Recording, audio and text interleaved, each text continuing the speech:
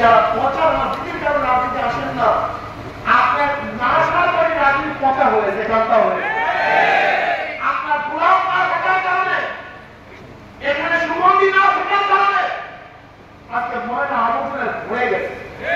ভালো করে যেখানে আসেন আপনারা সবাই স্থানে আন্দোলন করতে আসেন, যেখানে যেখানে যে আছেন, হাজারো ভালো লোক আছেন, মণিমুক্তারা আছেন, হিরোকান্তরা আছেন, সন্ন্যতুল লোকরা আছেন, আমি তাদের খুঁজতে আপনার কোথায় আপনি শশীনা হন, কোনো আপত্তি নেই, আপনার দিল্লি ঠিক থাকবে, আপনার নেতাবান হন, কোনো আপত্তি নেই, আপনার টিম আপনার সব ঠিক থাকবে, আপনি কমিয়ান হন, আপনি আলিয়ান হন, আপনার প্রতিষ্ঠান ঠিক থাকবে।